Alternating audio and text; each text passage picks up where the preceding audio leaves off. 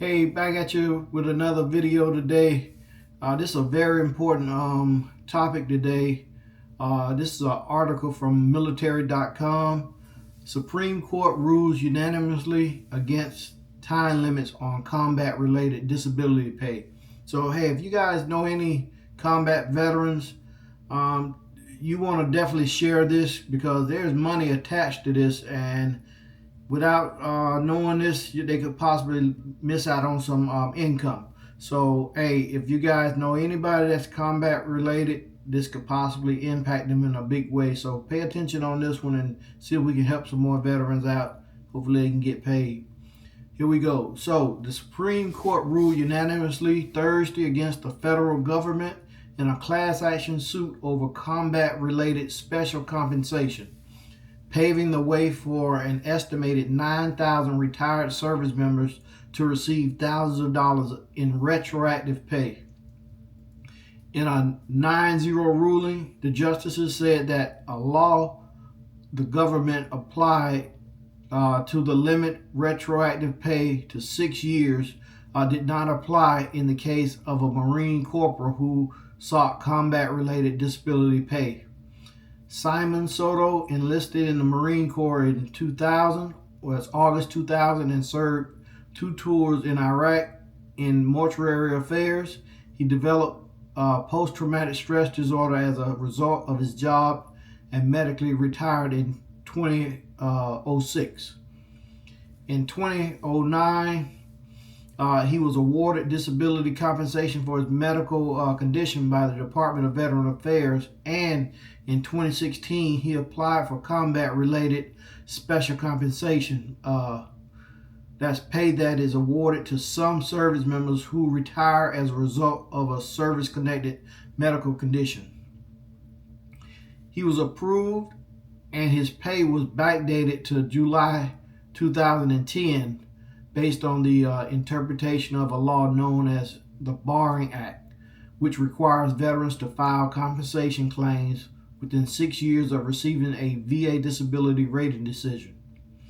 Attorneys for the government argued that Congress established the 6-year deadline for the submission of claims and said combat-related special compensation decisions also should be limited by 6 years.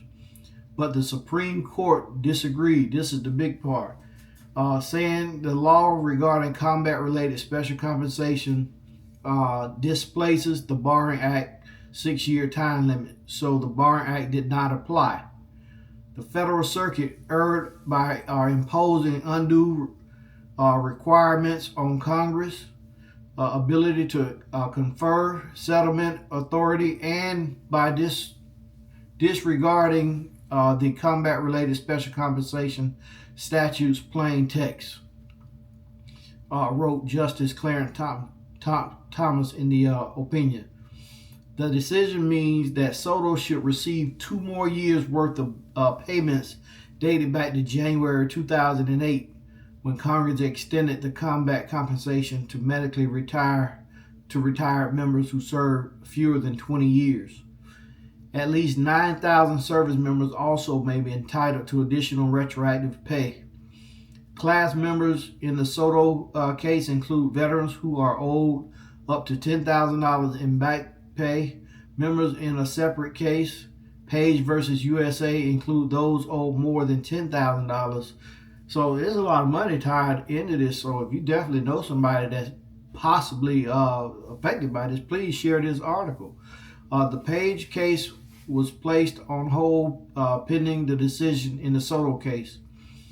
The class was represented by Sidley Austin, LLP, on a pro bono basis, and the National Veterans Legal Service Program.